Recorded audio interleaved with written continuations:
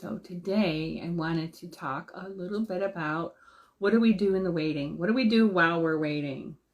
And that could be for anything. That could be for waiting for spring. We're waiting for our kids to grow up. We're waiting for our kids to settle down. Who knows what we're waiting for? It could be anything. So what do you do in the waiting? Let me know what you do in the waiting. Let me know down below. What do you do in the waiting while you're waiting for things? And also let me know if there's some things that are easier to wait on and some things that are harder. Put those in the comments below and share.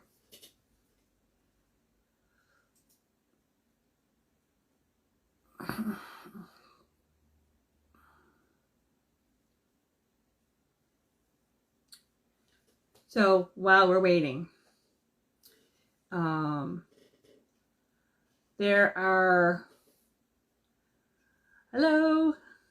about what to do while we're waiting.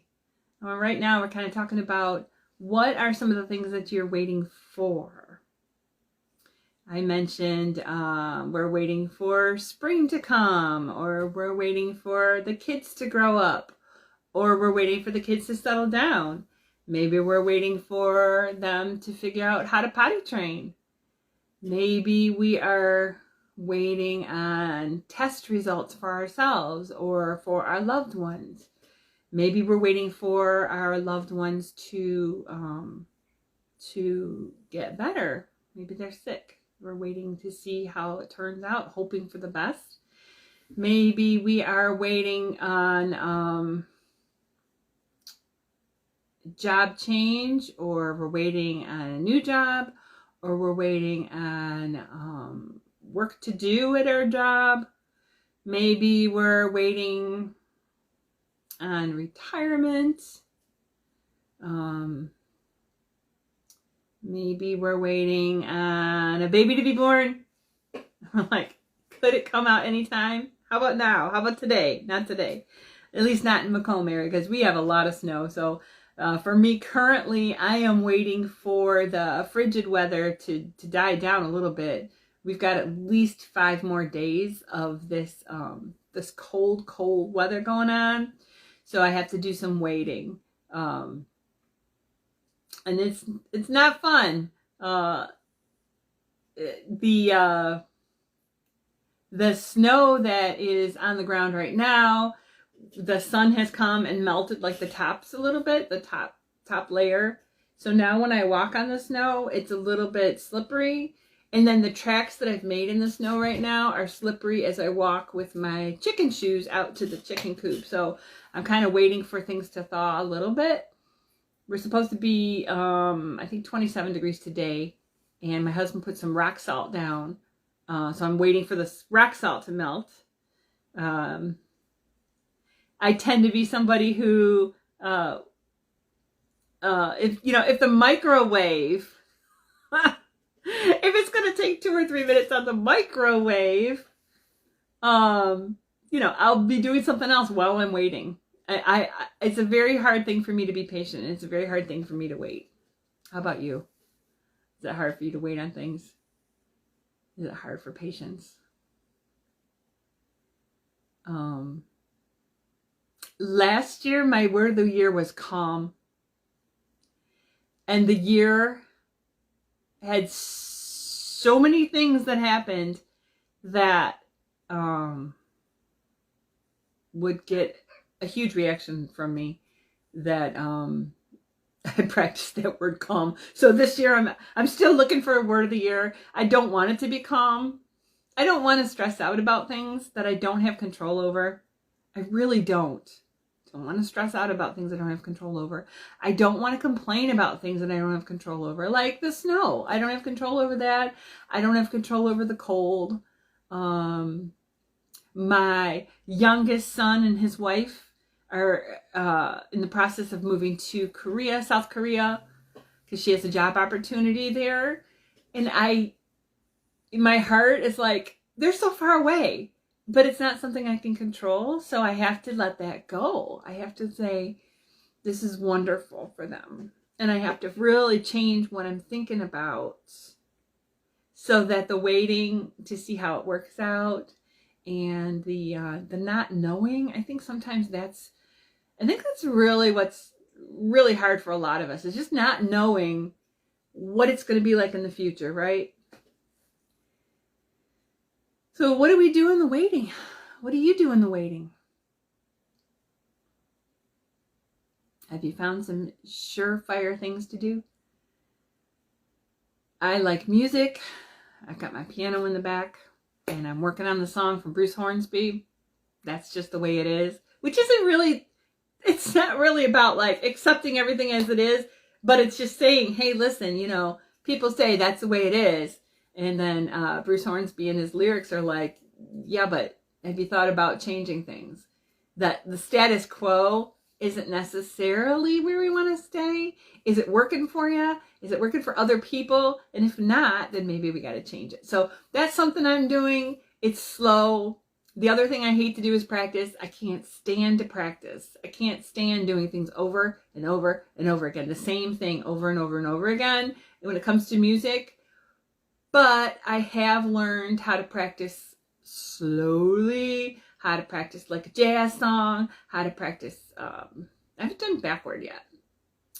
How to practice just like 3 chords in the song until I get it, or how to practice just a 1 finger roll or whatever on the song. So, so I can practice. It doesn't mean that I actually want to do it, but I do it.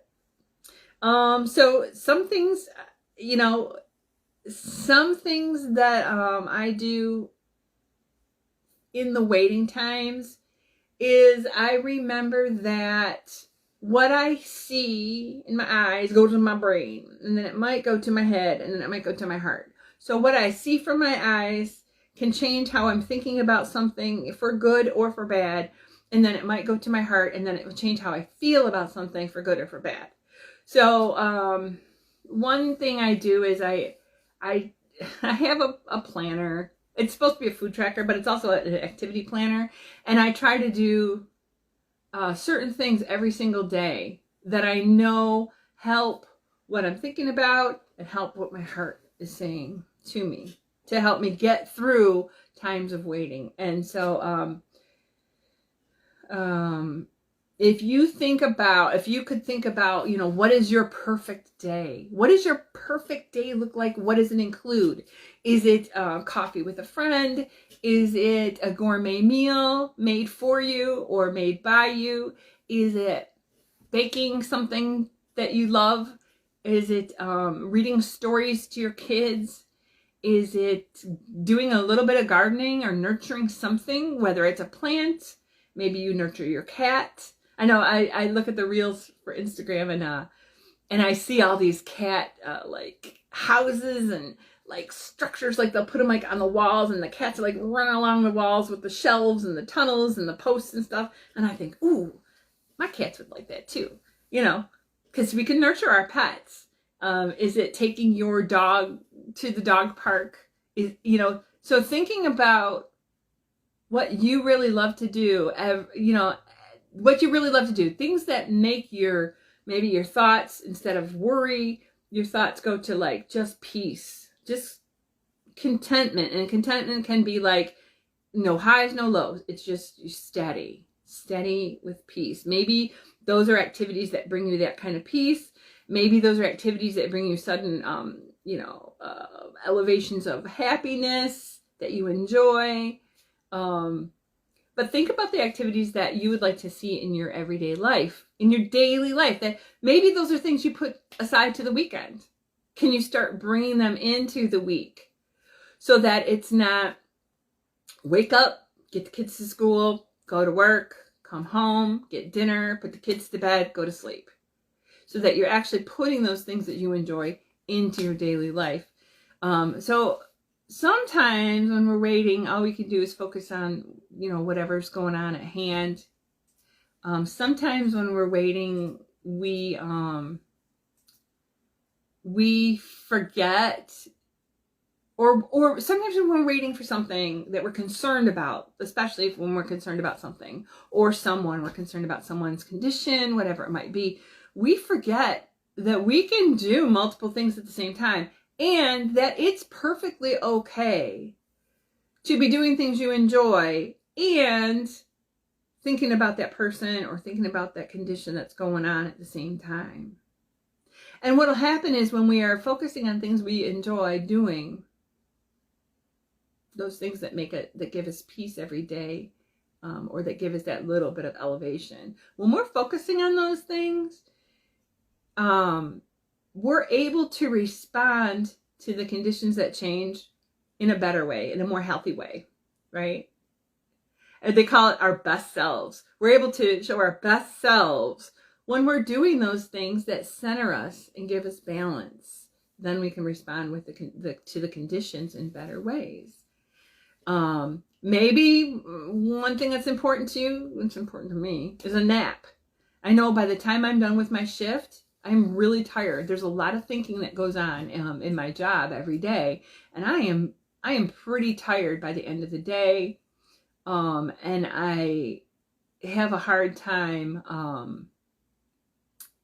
just even thinking about things. So I know that when I take a nap, it could be a half an hour, 45 minutes, something like that. My brain has a chance to just like take a break, kind of like your computer shutting down for a minute and rebooting. So I get to take a break, and then when I wake up, I'm more refreshed, and I can move on with other things that I like to do. So think about, while you're in the waiting periods for whatever it is that you're waiting for. I mean, sometimes our workload is slow. Sometimes I'm waiting for the end of the day. And so I can think about, okay, what kind of podcasts can I listen to? What kind of music can I listen to? Are there any comedians I can listen to while my workday is going on that will help me so that my thoughts are not like, are we done yet? Just an hour left. Can't wait till Friday. Can't wait till Saturday, whatever. So that I can just enjoy the time I'm in currently until what I'm waiting for actually happens. So what are some things that you're waiting for? I see Bunny Run Cottage. No, my glasses. Oh, they're on my head. I see Bunny Run Cottage, and I see Troy Logan here that are actually watching. Hi. And I was just talking about what do we do while we're waiting? What do we do in the waiting time? So what do you do when you're waiting? What are some hard things that you've waited for in the past, and how'd you get through them?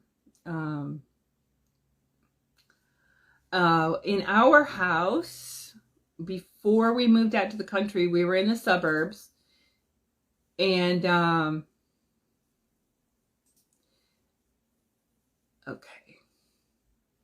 we were in the suburbs, and my husband and I, he's my second husband, and he had 2 teenage boys, and I had 3 kids, and they were under, how old was Jenny? I think Jenny was 8. I think it was 8, 6, and 1 when we got married, and his boys were 12 and 14. And we all lived together, and my husband had custody of the kids. So there were 2 families together in a blended household. Well, in a step household. I don't want to say blended, because it's more like it's more like crock potting. So we hi Troy, you were waiting for semi-retirement for sure. I can feel that. And what kinds of things would you do well, what is semi-retirement to you, and what kinds of things would you do in that retirement? If you feel like sharing, go ahead and share. So when we had the 2 households come together, I kept waiting for the day when everyone got along.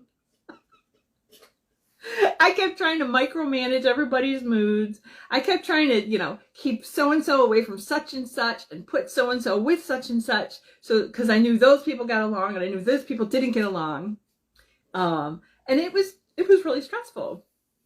And instead of focusing on how could I keep a cool, level head and help other people, you know, when they came to me and said, oh, I'm struggling with this, and I could say, you know what, that's really hard. I could see what you're, you know, up against, you know, and help them reach their own conclusions and decisions. I felt like I had to micromanage everything, and it was very stressful, and it can be stressful. So you move from California to Michigan, gardening in the spring. Oh, for sure. For sure. Was that Southern California or Northern? Oh, gotta go. All right. Bye, Troy. Thanks for dropping in. So, I know I say so a lot.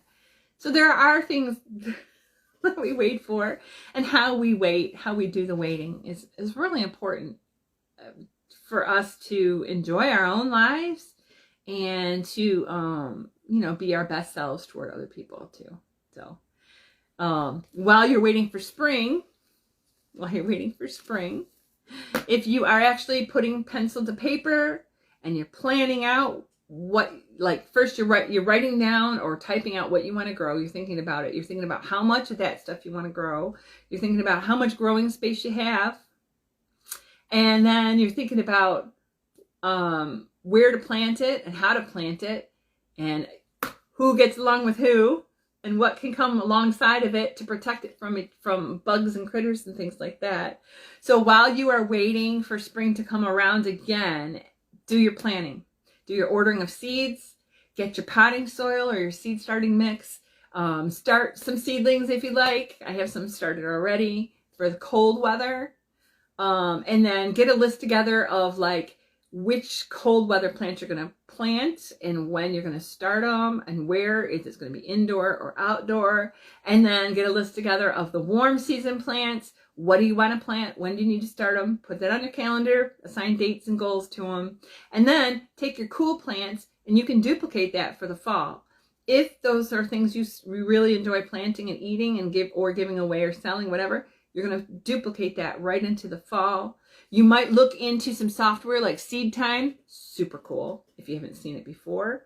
But while you're waiting for spring, think about what you can do during this winter to succeed for 2024. Tammy Lowe, Lazy Northern Gardener. Love you guys. Bye.